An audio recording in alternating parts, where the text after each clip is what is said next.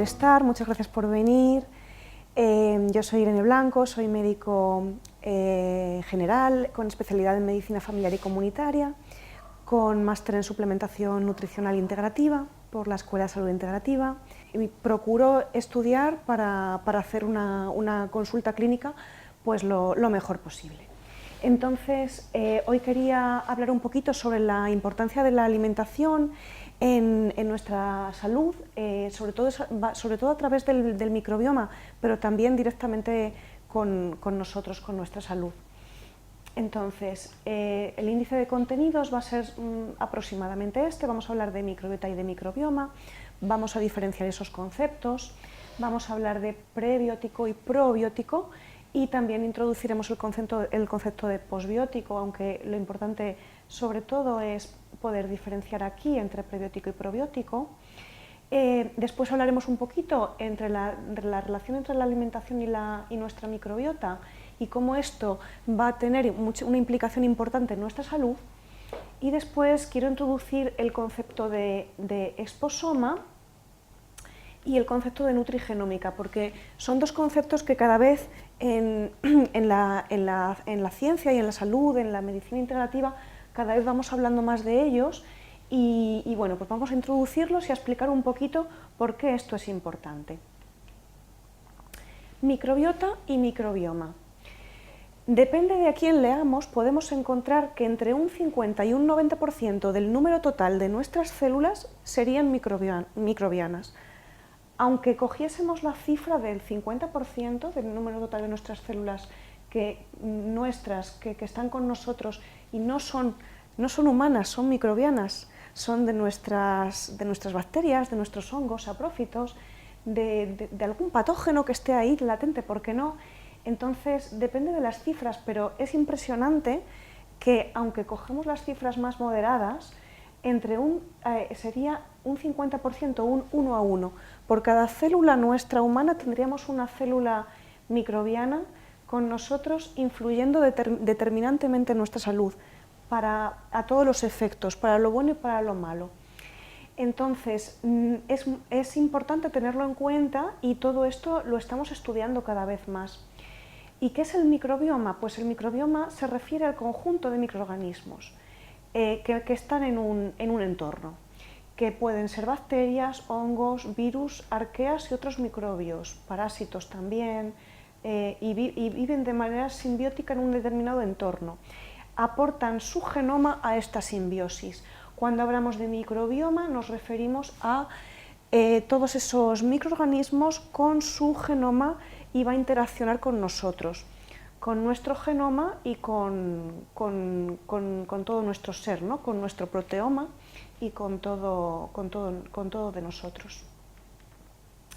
El microbioma intestinal en particular es el más estudiado, también porque es el más rico y porque es el que estamos descubriendo cada vez más la interacción con nuestra salud.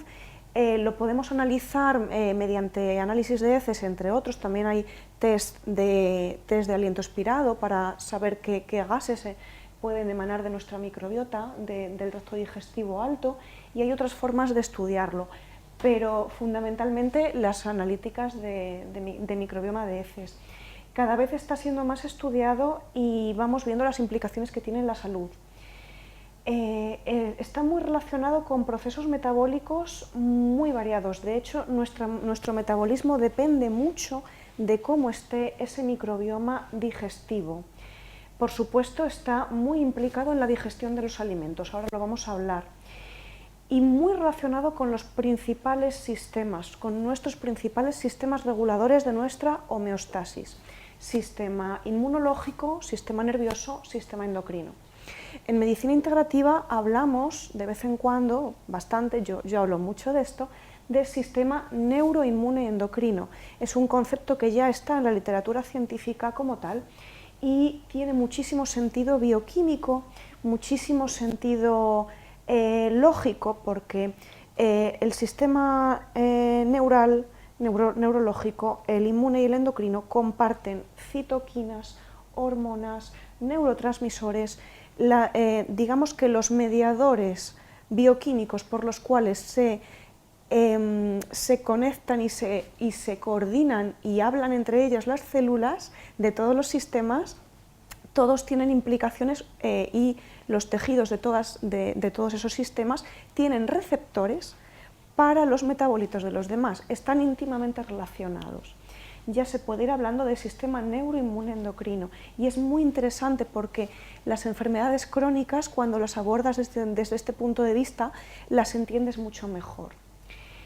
Y cuando no hablamos de microbioma, cuando hablamos más de microbiota, es cuando lo aplicamos a la clínica, cuando estamos con el paciente y estamos pensando en su caso concreto, porque la microbiota se refiere al conjunto de microorganismos que habitan en un ambiente específico y describe a los microorganismos presentes y es ampliamente utilizado sobre todo para referirnos a los pacientes concretamente.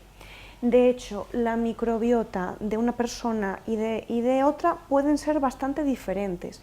Incluso dentro de personas sanas hay bastante variabilidad y todo esto está en estudio. Y tenemos que ser muy prudentes a la hora de decir que una cepa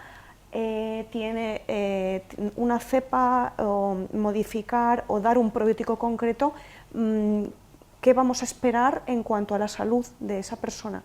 Cuando vamos a dar un probiótico tenemos que estar seguros de qué queremos conseguir con ese acto. Nuestra microbiota juega un papel clave en muchas cosas y vamos a empezar por algunas vitaminas y no va a dar tiempo a nombrarlo todo porque es impresionante la cantidad de nutrientes que son procesados por nuestra microbiota y los absorbemos gracias a ella. En cuanto a vitaminas, en la vitamina K, la cual es esencial para regular la coagulación y para el metabolismo del calcio, tiene mucha relación con cómo está nuestra microbiota. El grupo B, todas las vitaminas del grupo B están muy influenciadas por nuestra microbiota. La B1-tiamina es fundamental para el metabolismo de los carbohidratos y para el funcionamiento del sistema nervioso y el músculo. La vitamina B2, la riboflavina, está involucrada en la producción de energía y en la salud de la piel, ojos y sistema nervioso. La vitamina B3, niacina, tiene un papel clave en la producción de energía a nivel celular y en la reparación del ADN. Es importantísima para la reparación de tejidos que tienen un turnover, un recambio celular rápido. El epitelio intestinal, por supuesto, la piel, todos los endotelios también. Aquí, por eso la vitamina B3 es muy importante. Y traigo aquí, que esto es del Congreso Internacional de Medicina Integrativa que hemos tenido en Madrid hace poquito, nos presentaron, esto fue un póster, una comunicación tipo póster, y aquí no se aprecia, pero es de la clínica Mayo y los autores, es una pena porque no se aprecia, pero yo remito a ese póster que está en el libro de Abstract del Congreso Europeo de Medicina Integrativa, celebrado en Madrid el 16-17 de noviembre de este año, y nos hacen una revisión bibliográfica en la cual encuentran que la vitamina B3 puede bajar, puede depleccionarse ante tratamientos farmacológicos, porque como es fundamental para la detoxificación y el metabolismo de fármacos, encuentran 50 fármacos de uso muy frecuente en la práctica clínica y esto hay que tenerlo en cuenta. Y de hecho la vitamina B3 está en la lista de medicamentos esenciales de la Organización Mundial de la Salud. Luego seguimos con el grupo B, vitamina B5, importante para la síntesis de hormonas y en la producción de energía. Vitamina B6, piridoxina, esencial para el metabolismo de proteínas y la función cerebral. B7, biotina, crucial para el metabolismo de grasa, proteína y carbohidratos. Fundamental para el cabello, en la mayoría de suplementos nutricionales para evitar pérdida de cabello, pero también, esto es muy importante, en problemas en las uñas, lo cual es muy frecuente en enfermedad crónica, muy importante.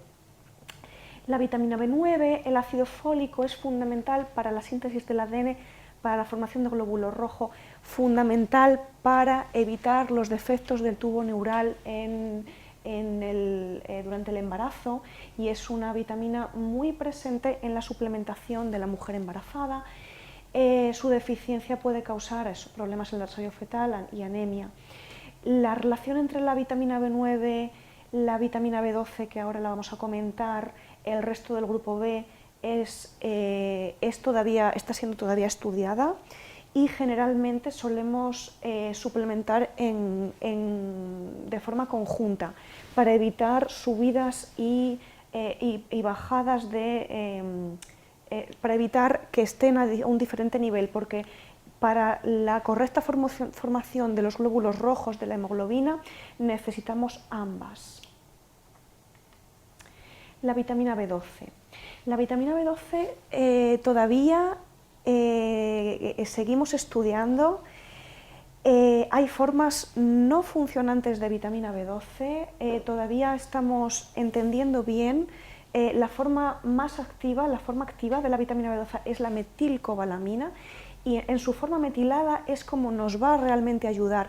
Por eso es importante que en suplementación intentemos, no siempre lo podemos conseguir, pero intentamos siempre darla en su forma metilada. Y esto es importante, es muy importante. Este artículo de revisión es un poquito antiguo, pero a mí me parece muy interesante porque ¿de qué año? De 1999. Es de 1999, pero hacer una revisión muy acertada de la vitamina B12 desde el punto de vista de la hematopoiesis. Y bien, ya pasamos a otro grupo de nutrientes. Vamos a hablar un poquito de la serotonina. La serotonina es clave para nuestro metabolismo cerebral, clave para nuestra cognición, es muy importante y se genera en un 90% en nuestro tubo digestivo y después por el nervio vago va hacia el sistema nervioso central para hacer su función. Y todavía estamos aprendiendo mucho de cómo este eje intestino-cerebro trabaja y hay bastantes líneas de investigación en esto. En concreto, este artículo, que no se va a apreciar bien, es sobre la serotonina como un nexo conector entre el microbioma y el eje intestino-cerebro. Y esto va a tener implicaciones en enfermedades neurológicas. Sabemos que tenemos receptores para la serotonina en el epitelio intestinal para poder absorberla y después se va vía nervio vago hacia el sistema nervioso central.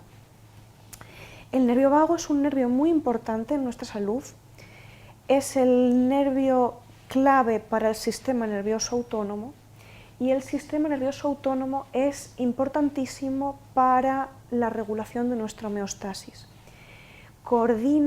El nervio vago coordina respuestas entre diferentes vísceras, sistema nervioso, es un nervio interesantísimo y en muchas enfermedades crónicas encontramos un agotamiento del nervio vago. Todavía esto se está estudiando bien, hay ensayos con estimulaciones, diferentes formas de estimular el nervio vago para diferentes enfermedades crónicas en las cuales pensamos que esta ruta es importante. Y cuando la serotonina toma unas rutas en vez de otras, vamos a hablar de la ruta de la quinurenina, que en literatura científica la podemos encontrar con K o la podemos encontrar con Q y es interesantísima.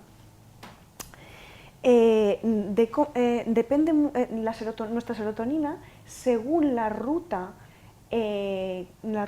metabólica, según cómo se metabolice, va a tener un papel importante esta bioquímica en la neuroinflamación. Entonces, nuestro triptófano de la dieta se metaboliza a serotonina y se metaboliza a neurotransmisores, o también puede coger la ruta de la quinurenina. Que la ruta de la quinurenina está presente y termina haciendo ácido quinurénico, y esto sabemos que está presente en enfermedades neurológicas y creemos que tiene un papel importante en la neuroinflamación.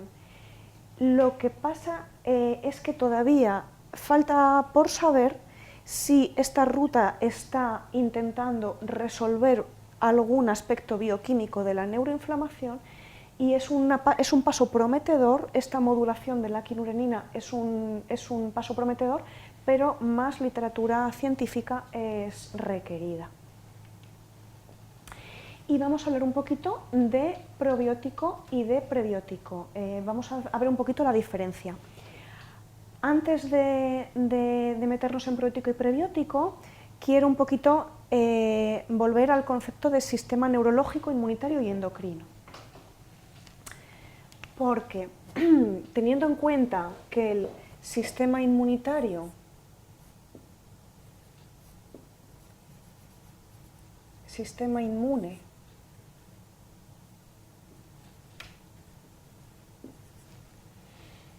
comparte neurotransmisores, hormonas y citoquinas con sistema nervioso,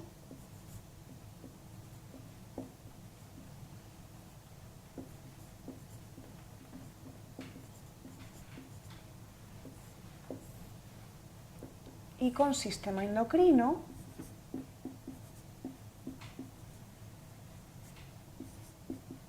y ya hablamos de sistema neuroinmune endocrino,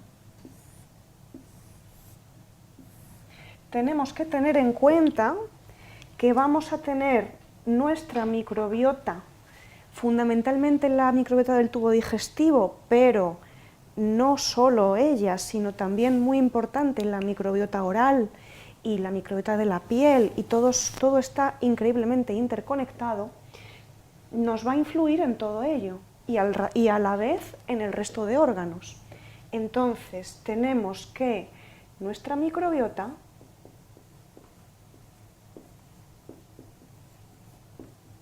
va a influir de forma directa e indirecta en los tres: en sistema inmune, en sistema endocrino y sistema nervioso.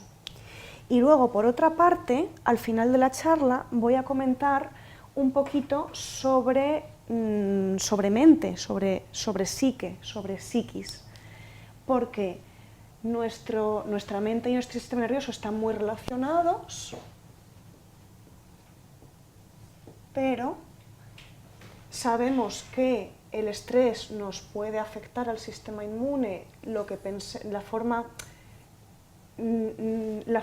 en la que manejemos el estrés va a influir aquí, va a influir en nuestra microbiota también y va a afectar a nuestro sistema endocrino también. Entonces tenemos una interrelación muy grande entre la microbiota por una parte, nuestro sistema neuroinmune endocrino y todo lo que es nuestro cuerpo, y nuestra mente, nuestros pensamientos, todo ello bellamente interconectado. Y ahora ya, una vez hecha esta reflexión, vamos a pasar a probiótico y prebiótico. ¿Por qué? Porque nosotros vamos a poder modular mucho nuestra microbiota con la forma de comer y a veces puntualmente también con probióticos que a veces en clínica los damos. Entonces, ¿qué es un probiótico? Un probiótico es un microorganismo vivo que cuando se consume en una cantidad adecuada proporciona beneficios para la salud. Principalmente lo que se suele buscar es mejorar o restaurar la microbiota intestinal. Eso es lo que se intenta buscar. Otra cosa es lo que logremos conseguir, porque hay veces que los probióticos, si tenemos un ambiente digestivo, un ambiente intestinal desfavorable, aunque demos probióticos, a veces no logran arraigar. Para que los probióticos puedan arraigar, tenemos que darles su medio, tenemos que darles su entorno. Para eso es interesante el prebiótico, ¿vale? Porque los probióticos son bacterias, a veces son hongos, levadura y hongos lo vamos a utilizar en este momento como un sinónimo. Y lo que sería un prebiótico es un componente alimentario que no se digiere no lo digerimos nosotros, pero estimula el crecimiento o la actividad de algunos microorganismos que son beneficiosos para la salud. En el intestino fundamentalmente, aunque también habría que revisar porque podemos encontrar cada vez más formulaciones y no me extrañaría que ya haya prebióticos cutáneos, ¿vale? Entonces, generalmente prebióticos solemos referirnos a alimentos. Generalmente, cuando hablemos de prebióticos, suelen ser o bien complementos nutracéuticos o alimentos de la dieta que van a estimular a nuestras bacterias favorecedoras. Los principales prebióticos son generalmente tipos de fibra alimentaria, oligosacáridos y no se digieren, sirven de alimento para nuestras bacterias. Algunos ejemplos. Inulina. Es una fibra soluble que pertenece al grupo de los fructanos. Se encuentra en plantas fundamentalmente. Fructooligosacáridos, los FOS, famosos FOS, son cadenas cortas de moléculas de fructosa. Nosotros igualmente no lo digerimos y nuestras bacterias lo pueden fermentar. En procesos en los que la fermentación de nuestras bacterias esté demasiado estimulada, no conviene dar FOS. Los galactooligosacáridos también son oligosacáridos formados por galactosa y glucosa y son similares. Luego está la pectina, que es muy interesante, es una fibra soluble, se encuentra principalmente en la fruta, en la manzana sobre todo, y se fermenta en el intestino haciendo un efecto prebiótico. El almidón resistente, a mí me gusta mucho el almidón resistente, me parece un gran prebiótico. Lo conseguimos sobre todo en la cocina, en la forma de cocinar, porque en aquellos alimentos ricos en hidratos de carbono, como son la batata, la patata, la yuca, el arroz también, y también las legumbres, aunque menos, las legumbres menos. Fundamentalmente patata, batata y arroz. Cuando cocinamos el alimento, sobre todo si lo cocemos o lo hacemos al horno, y después se deja un tiempo enfriar, la molécula del almidón tomaría una forma de almidón resistente. Hace que pase por yeyuno e ilion, por lo que es el intestino delgado, pasaría sin ser tan metabolizado, tan absorbido por nuestro sistema y llegaría más hacia el colon, estimulando allí el crecimiento de algunos microorganismos. El almidón resistente es interesante cuando queremos aumentar sobre todo el Faecalibacterium brownichi y el butirato, que luego hablaremos del butirato después. Posteriormente, sobre el almidón resistente, es importante saber que si lo cocinamos y lo dejamos en nevera, 24, 48, incluso 72 horas, si luego lo calentamos de una forma agresiva, podríamos alterar la molécula. Entonces, se suele recomendar calentar el alimento de forma suave o simplemente sacarlo de la nevera y dejar que pierda el frío, dependiendo de con qué lo vayamos a comer, cómo lo vayamos a consumir. Después, los betaglucanos son muy interesantes porque están sobre todo en las setas y después vamos a hablar de ellos. Los betaglucanos son muy interesantes, además desde el punto de vista de la micoterapia, de la terapia con hongo medicinal. Después, otros también menos conocidos, menos implementados, son la lactulosa, que está en la leche, el arabinoxilano, y he querido aquí poner el omega 3 porque el omega 3 tenemos unas referencias científicas preciosas. Más evidencia sería requerida yo creo que más evidencia es requerida para decir el omega 3 es un probiótico de primer nivel, pero ya tenemos revisiones científicas muy interesantes sobre el papel del omega 3 en la microbiota. Cómo dietas ricas en omega 3 hacen un microbioma más variado y modula la inflamación hacia una inflamación más constructiva, un inflamosoma más constructivo, porque hablamos de la bioquímica de la inflamación como inflamosoma, toda esa bioquímica de la inflamación y la reparación. Bueno, pues dietas ricas en omega 3 se relacionan con perfiles de microbiota que son más relacionados con la antiinflamación o con la resolución de la inflamación de forma constructiva y satisfactoria.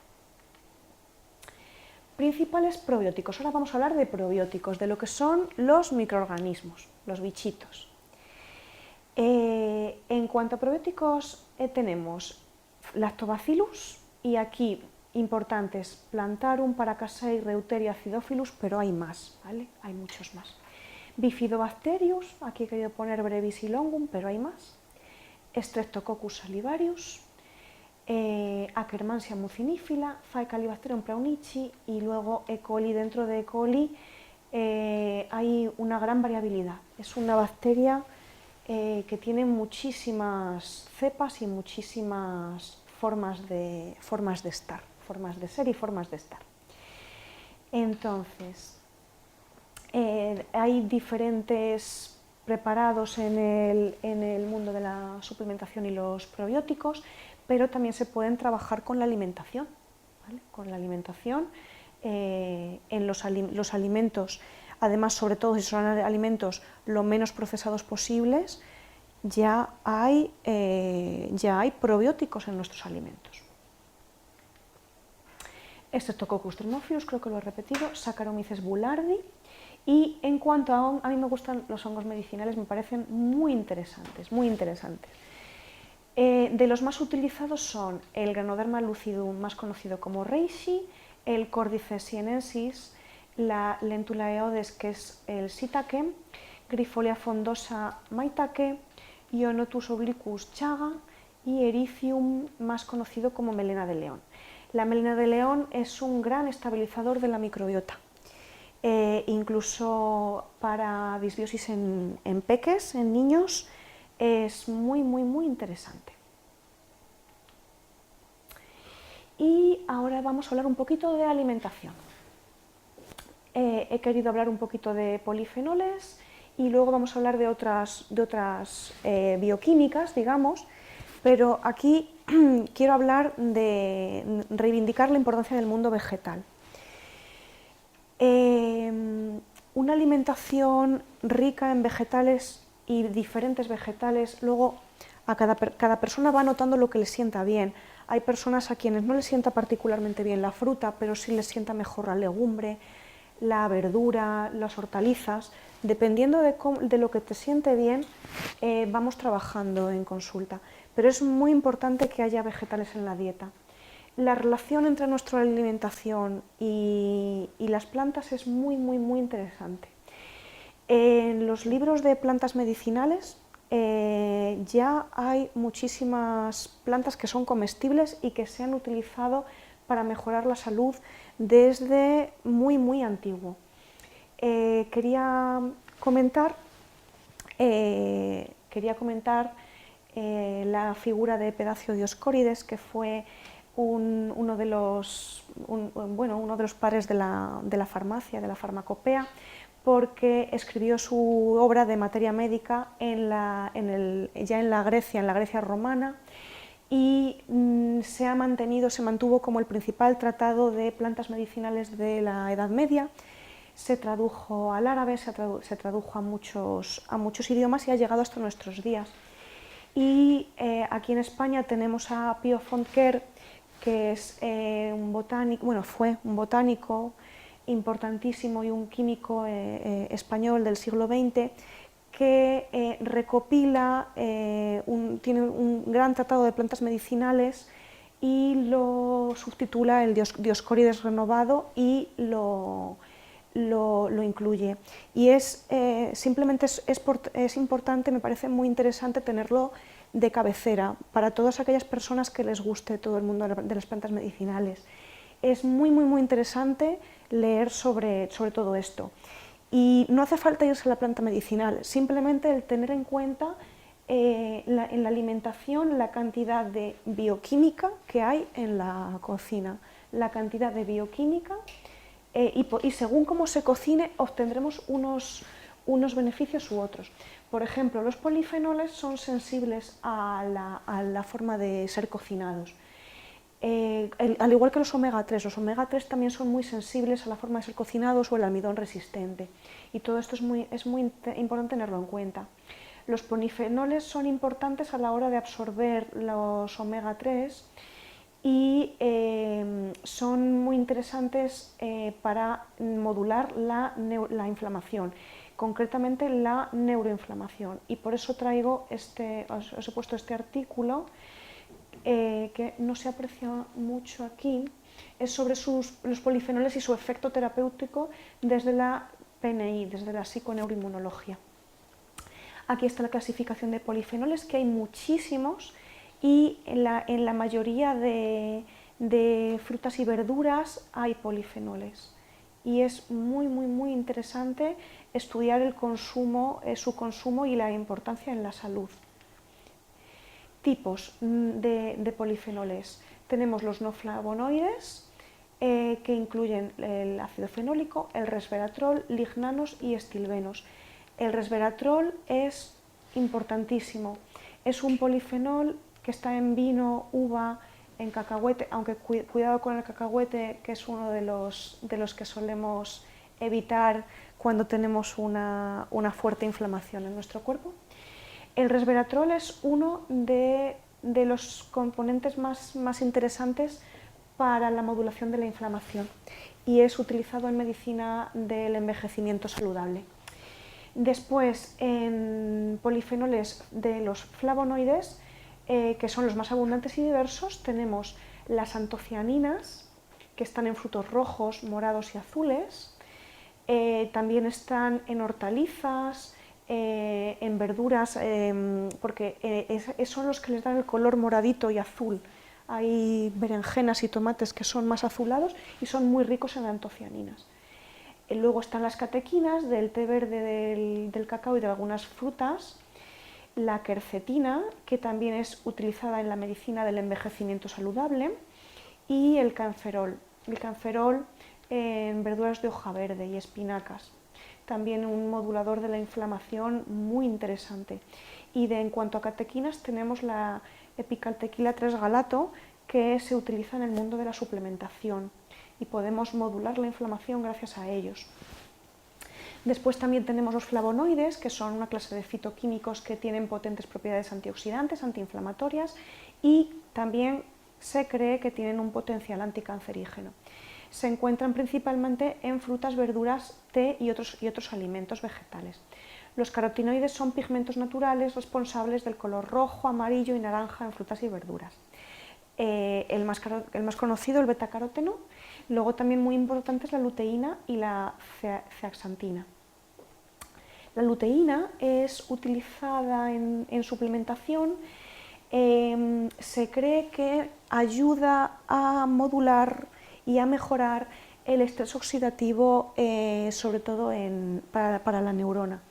La luteína está siendo estudiado su papel en la DMAE, la degeneración macular asociada a la edad, que es un problema de la retina.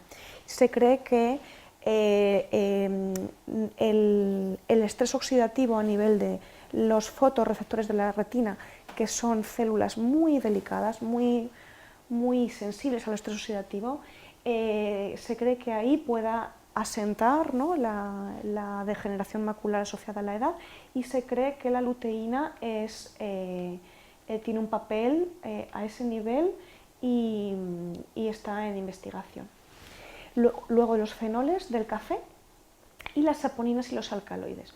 En cuanto a saponinas, las saponinas están presentes en las legumbres y es interesante cuando estamos si estamos inflamados, es interesante la doble cocción de las legumbres, ¿vale?, para bajar un poquito el contenido de saponinas, porque cuando estamos muy inflamados pueden no venir bien. Bien, y llegamos a la parte de esposoma. ¿Por qué quería comentar el concepto de esposoma? Porque lo que comemos, lo que comemos es parte del ambiente que cogemos, nos lo llevamos a la boca y lo vamos a integrar con nosotros. Pero no solamente es lo que comemos, es lo que respiramos y es un poco pues, todo aquello a lo cual estamos expuestos. El esposoma es el conjunto completo de exposiciones ambientales que un individuo experimenta a lo largo de su vida. Eso va a determinar una huella ambiental. Incluso el esposoma materno es muy importante para el feto. Por eso les decimos a las mujeres embarazadas que por favor no fumen y que se mantengan lo más alejadas de los químicos posible, ya que todo aquello que respiramos, todo aquello a lo que estamos expuestos, interacciona de forma compleja con nosotros. Y aquí nuestro microbioma tiene un papel importante, porque un buen estado de nuestra microbiota va a determinar un buen estado de la barrera intestinal y va a permitir que lo que comamos podamos absorber lo que queremos absorber y no absorber aquello que no queremos absorber. Hay una condición que también está en permanente estudio. Hay un pediatra que es el doctor Fasano que tiene publicaciones interesantísimas, muy bien hechas, sobre lo que es el intestino permeable. En inglés es leaky gut. Y pensamos que cuando el intestino llega a estar un poquito permeable, porque la capa de mucus de nuestra microbiota, la capa de mucus de nuestra barrera no está íntegra, no está bien, la barrera entre células del epitelio intestinal, esa barrera puede no estar todo lo fuerte que debe, puede estar un poquito más permeable, y ese intestino más permeable tiene implicaciones en la salud importantísimas, que de esto podemos hablar en otro momento, porque se le pueden dedicar horas a este tema. Y entonces es muy importante que nuestro microbioma esté fuerte, nuestra barrera mucosa esté bien. ¿Por qué? Porque puede haber efectos acumulativos cuando sufrimos un esposoma hostil, cuando estamos alimentándonos a base de procesados, respirando humo contaminado, cuando nuestra carga tóxica, la cantidad de tóxicos que estamos ingiriendo, respirando, están ingresando a nosotros, supera la capacidad detoxificadora de nuestro hígado, de nuestros riñones, de nuestra microbiota, porque nuestra microbiota no deja de ser un órgano, sí, se puede hablar de microbiota como un órgano detoxificador. Deja de ser, son células que están en simbiosis con nosotros, ayudándonos a la detoxificación también, de alguna forma. Entonces, puede haber efecto acumulativo. Y aquí está la teoría del barril, que esto es muy importante. Siempre en medicina ambiental se habla de la teoría del barril, es lo primero que te explican en un curso de medicina ambiental, en la mayoría de cursos básicos de medicina ambiental, porque hablamos de barril. También me parece que hay algún autor que habla de vaso de agua. El concepto es el mismo. La gota que desborda el barril no tiene por qué ser la gota que lo ha llenado. Podemos estar expuestos a alimentos procesados, por ejemplo, y sufrir una infección gastrointestinal, y como nuestra microbiota no estaba variada, rica y fuerte como nos hubiera gustado, una gastroenteritis nos puede hacer más daño si veníamos ya previamente de ese estado más débil, ¿no? Entonces se van sumando y puede llegar a ser acumulativo. En el contexto de la medicina personalizada y de la salud pública, este estudio del esposoma busca identificar patrones y mecanismos que expliquen cómo las exposiciones afectan a la salud, porque esto es increíblemente variable entre unos individuos y otros. Ahora lo vamos a comentar con otra diapositiva que es muy interesante. Esta diapositiva es muy interesante. Tengo aquí la referencia del artículo. Es de unos franceses, pero por eso está en francés. Me parece súper interesante porque habla de en lo que es el ambiente externo, ¿vale? Tabaco, cosméticos, medicamentos, toxinas, alimentos, también agresores físicos que pueda haber, y luego habla del ambiente interno, de cómo está nuestro ambiente interno, nuestra genética, nuestra epigenética, nuestra bioquímica, y luego el ambiente general externo, ¿vale? Porque, por ejemplo, no tiene nada que ver que esto ocurra en un medio rural o en un medio urbano. En un medio rural, por norma general, no siempre, en un medio más cercano a la naturaleza, tenemos en general ese barril menos lleno, por norma general, aunque esto no siempre se da. Entonces, es muy interesante porque va a haber una variabilidad impresionante. Esta variabilidad, hay una enfermedad en la cual esta variabilidad se aprecia mucho. Esta enfermedad se llama encefalomielitis miálgica y es también llamado síndrome de fatiga crónica, pero es preferible llamarlo por este nombre, encefalomielitis miálgica, ya que permite llegar a evidencia científica más adecuada al caso.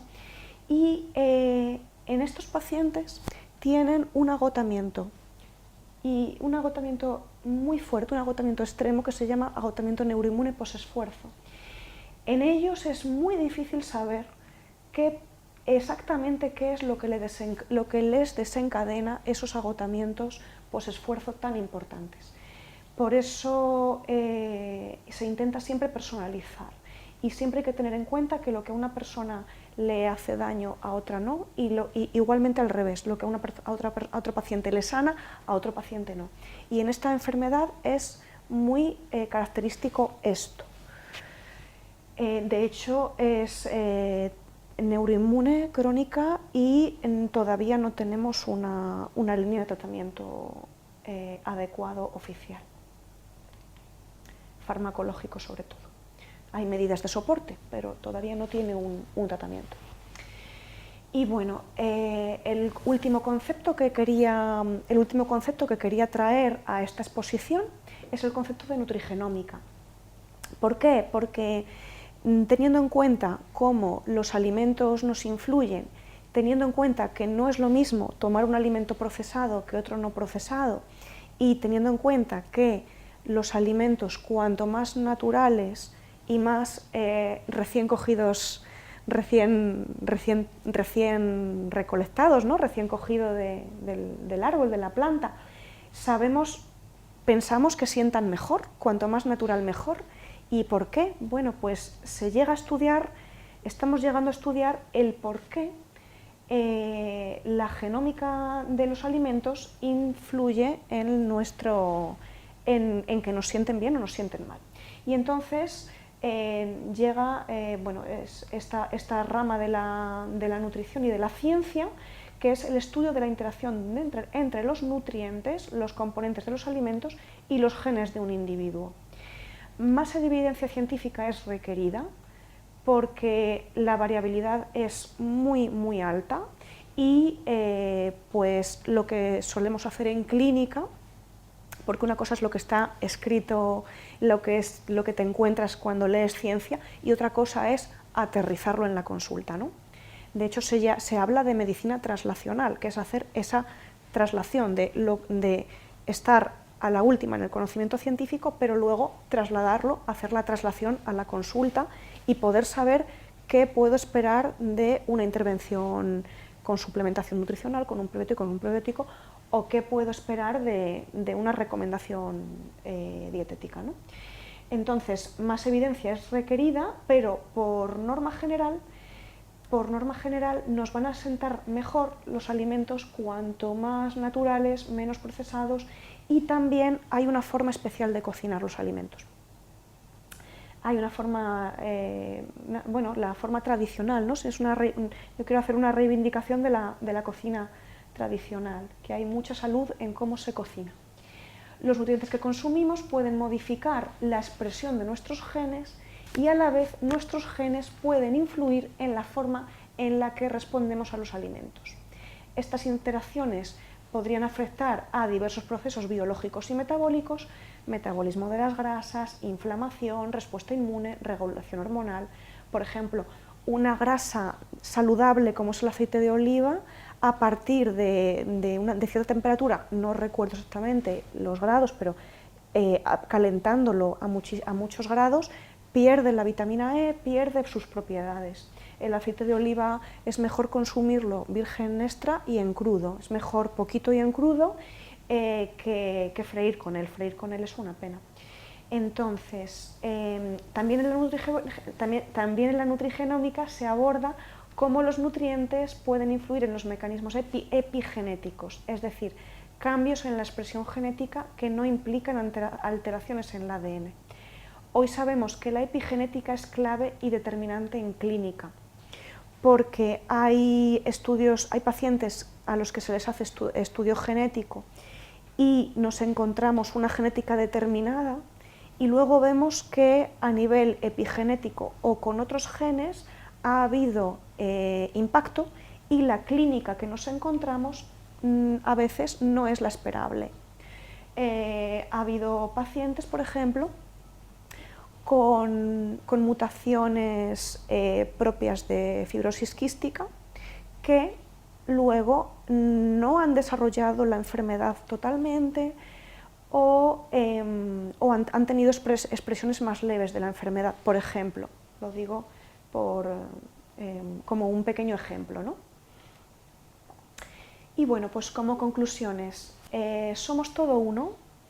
Nuestros sistemas están muy relacionados y ya podríamos hablar de sistema neuroinmune endocrino.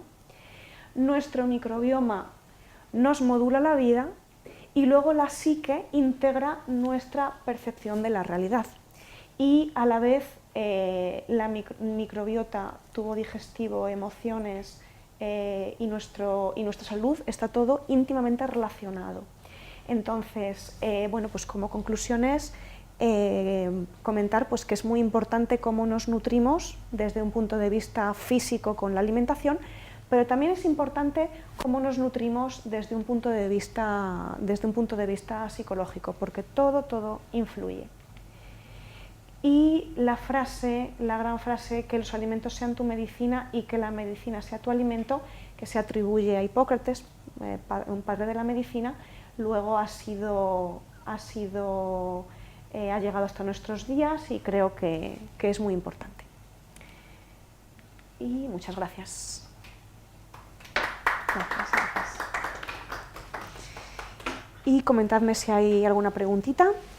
Quedo a vuestra disposición. Sí, a ver, dentro de la gran variedad de probióticos y prebióticos que se venden, ¿podrías decirnos alguno? Porque aquí aparecía las bacterias, que son las más importantes, pero claro, a la hora de consumir este tipo de productos, me imagino, claro, también hablan de proporciones, claro, cuanto más grande, más alto sea las bacterias de tal o de tal, pues es mejor, o este no es necesario, o este es mejor, porque claro, también hablan de los yogures, y los yogures sabemos todos al final que no cumplen los requisitos que nos están diciendo. Hay que tomar yogures, pero los yogures eso no hace casi nada. Claro, que yogur. Es un producto fermentado, pero hay muchos productos fermentados que sí que son muy interesantes, pero la vida diaria, como tú hablabas de los alimentos frescos, naturales, claro. El miso, los alimentos que están fermentados, qué sé, ¿no? Las coles fermentadas, el chucrut y todo eso muchísimo. Sí. Pero dentro de que yo voy a comprar un producto en la farmacia,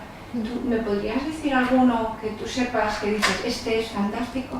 Hay muchos muy buenos. Ya, pero... La cosa es lo clave es ver en qué momento, para qué paciente, de qué manera. Porque tienes, por ejemplo, hay lisados que va a llevar partes del microorganismo para estimular a otras partes de la microbiota o nuestro sistema inmune, y luego también hay cepas vivas. Las cepas vivas, por ejemplo, en determinados contextos, en determinados pacientes, pueden ser inflamatorias, pero otras veces las cepas vivas son fantásticas y están indicadas. Y luego las cepas vivas tienen que arraigar, entonces también tenemos presentaciones que vienen con su propio prebiótico, que es como mandas, das la cepa viva y también le estás dando su alimento para asegurarte de que arraigue. Entonces hay muchos. Hay, por ejemplo, donde hay mucho probiótico a base de lactobacillus y bifidobacterium, sobre todo. Pero luego es ver cuál, ¿no? Cuál es que es muy variable, dependiendo mucho. No conoces ninguno, así que digas, bueno, es que este tiene tantos, porque claro, tú te pones a investigar y hay miles de millones que dices dentro de esos y cada uno las bacterias. Y yo he leído mucha información que dice, ya, pero es mejor este otro que este porque lleva este tipo de bacterias. Eso es. Pero no sabes muy bien al final. En general hay productos, por ejemplo, hay productos multicepa que llevan muchísimas cepas, pero luego no tenemos claro si están llegando bien o no, dependiendo de la cantidad que tienen y de cómo ha sido la cápsula.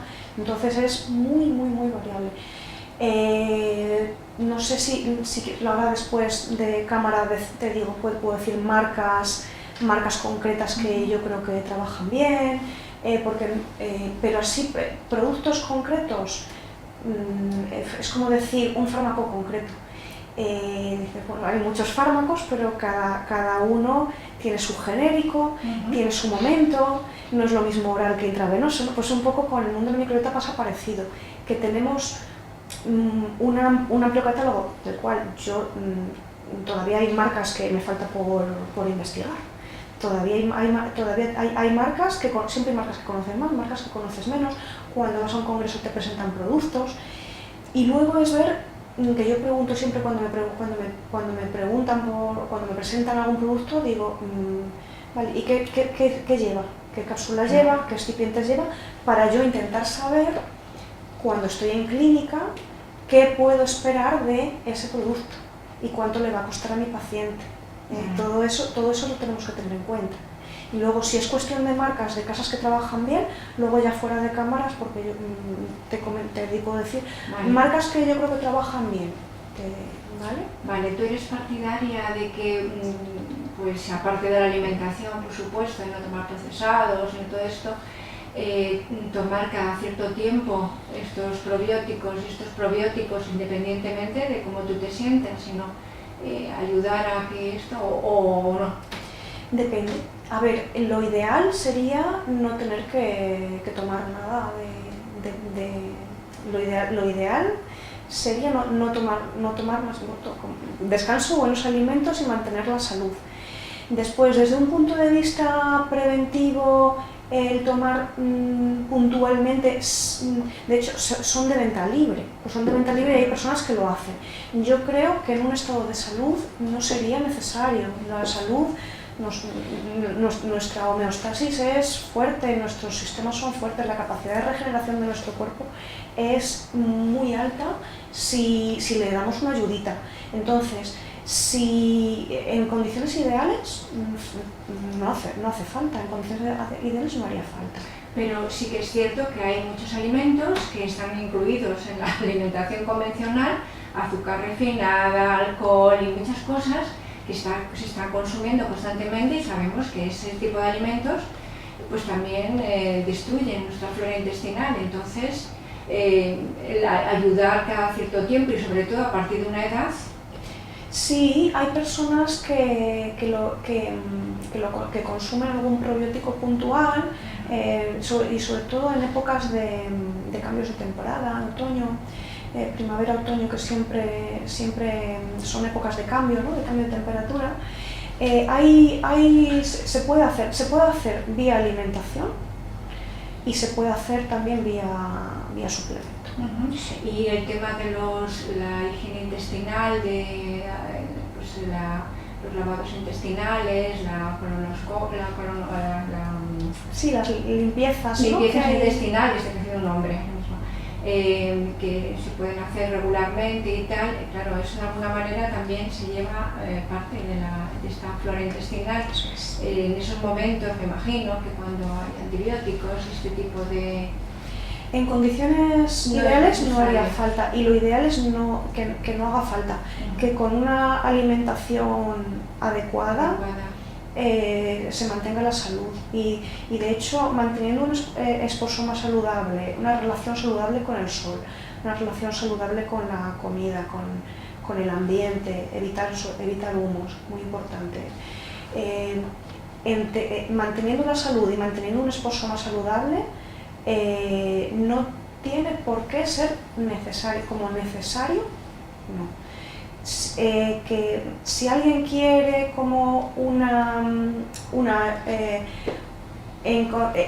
si alguien quiere tomar algo porque lo venden de forma bueno, sin receta, ¿no? Y lo quiere consumir, bueno, pues hay que ver los efectos secundarios que tiene y tenemos que tener en cuenta pues qué podemos esperar, ¿no? Yo no suelo recomendar como hacer como estrategias preventivas, como estrategia preventiva no suelo recomendarlo, y si alguna vez lo recomiendo es teniendo muy en cuenta el caso del paciente y la evidencia científica que tengamos al respecto. Hay guías de manejo de probióticos y prebióticos donde explican que lactobacillus o que cepas son esperables a la hora de prevenir, ¿no? a la hora de prevenir una gastroenteritis en niños pequeños cuando les vas a dar un antibiótico. Pues hay recomendaciones de la Asociación Española de Pediatría donde te viene y te explican la evidencia científica y el grado de recomendación, porque siempre que vamos a hacer una recomendación para un acto que va a ser preventivo, tenemos que saber qué evidencia científica tenemos para poder decir esto le va a prevenir. Entonces, bueno, pues eso existe y cada vez se va conociendo más. Yo no sé si aquí en España, porque yo he visto que en Estados Unidos y en algunos países se está introduciendo pues heces en los personas, trasplante de heces de personas sanas y tal, y creo que están dando muy buenos resultados. ¿Aquí en España hay alguna evidencia que se haya...? Aquí en España no conozco equipos que lo estén llevando a cabo. Hay líneas de investigación muy interesantes en microbiota. Los trasplantes de microbiota fecal, que yo sepa, hasta donde yo sé, ahora mismo todavía no están implementados. Hay literatura científica sobre el trasplante de microbiota fecal en enfermedades crónicas con resultados prometedores, pero son casos, son estudios pequeños, todavía hace falta mucha más evidencia, porque un trasplante de microbiota fecal es algo bastante serio. Un trasplante de microbiota fecal, hasta donde yo sé, cuando lo han hecho desde un punto de vista terapéutico para enfrentarse a una enfermedad grave, primero eliminan no es que eliminen, primero modulan a la baja la microbiota del paciente para después dar una microbiota externa. Entonces, a la hora de un trasplante de microbiota fecal, todavía falta conocimiento a la hora de hacerlo. Aquí en España no se está haciendo, sé que en Estados Unidos sí llevan hace ya años y están teniendo un éxito maravilloso, gente que se ha salvado. Sí. Y hay publicados casos muy interesantes. En Estados Unidos, es que yo no recuerdo exactamente lo que he leído de qué país era en inglés. Pero sí, hay casos muy interesantes de trasplante de microbiota fecal, pero todavía no se está implementando en clínica. Todavía... Aquí en España no sabes nada. No, aquí en España, en cuanto a implementación con pacientes, todavía, que yo sepa, no se está haciendo, hasta donde yo sé. Pero como no podemos estar en todo, y esto avanza tan rápido, lógico. porque avanza muy rápido, sí, esto avanza muy rápido. Y cuando han pasado 4 meses y ya han publicado y esto ya ha salido, hay veces que nos pasa, ¿no? Que aunque te guste, a mí me gusta mucho el tema del omega 3, y cada 4 meses ya mira, han publicado. Han ampliado información, sí. Maravilloso. Sí. Muchas gracias. Nada, vosotros por venir.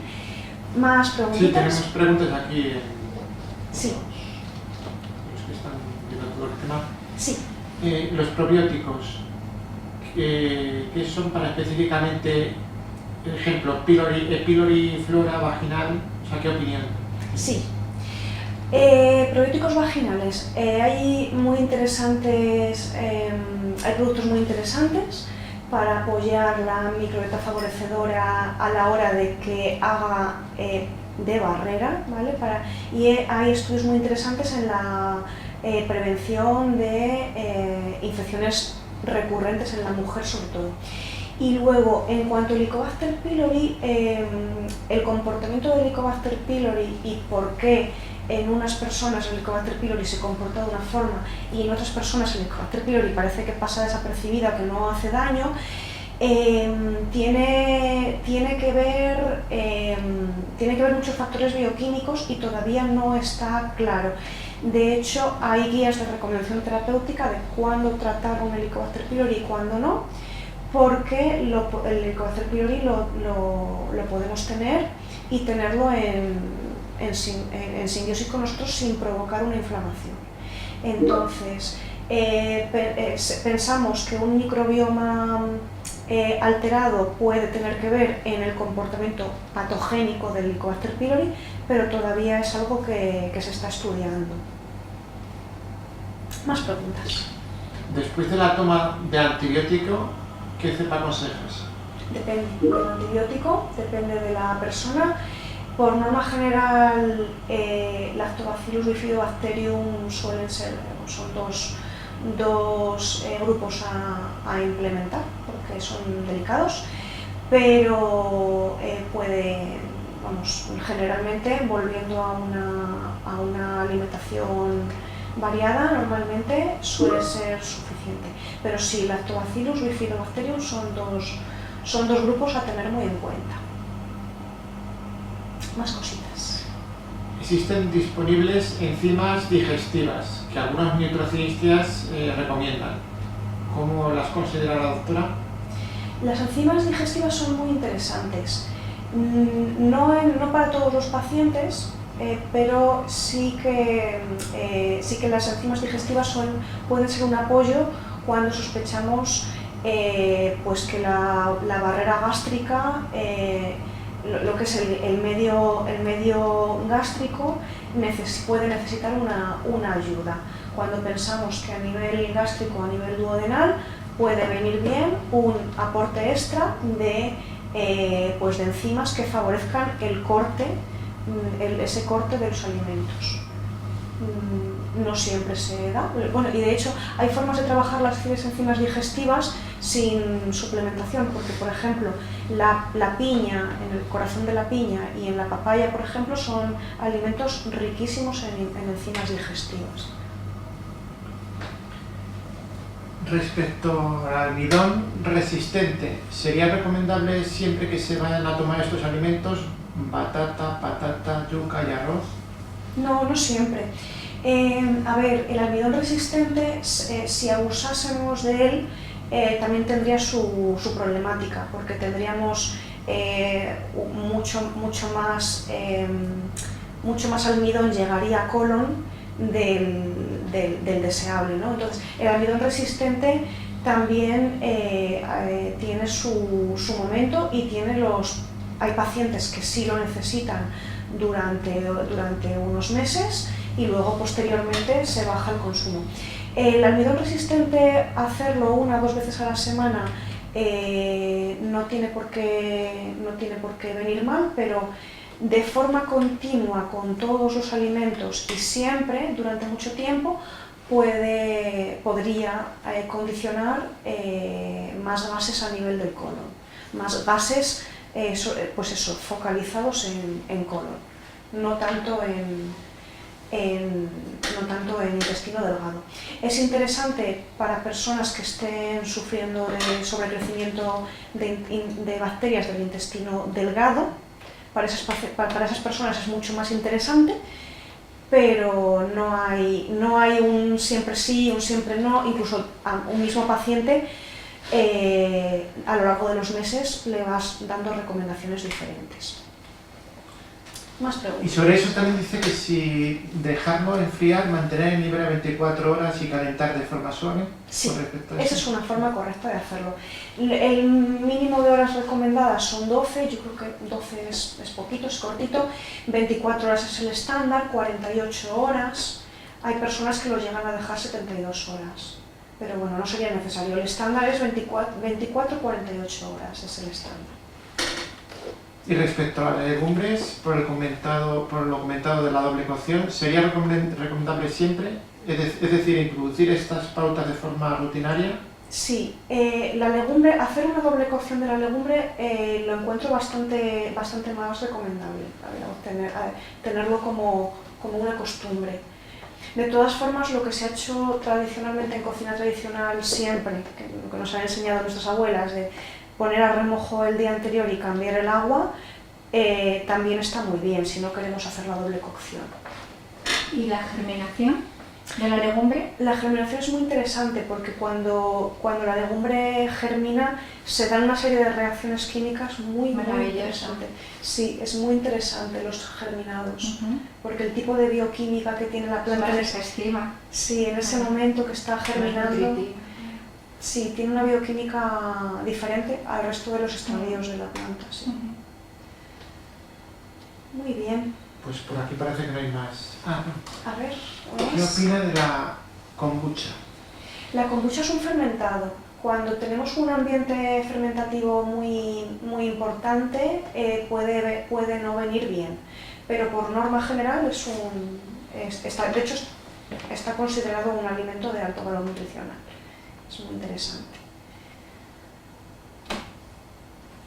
Bueno, pues parece que no hay más preguntas por aquí. Pues muchas gracias a los que habéis venido y muchas gracias a los que han estado online. Y bueno, pues en otro momento podemos hacer más. Muchas gracias. Gracias.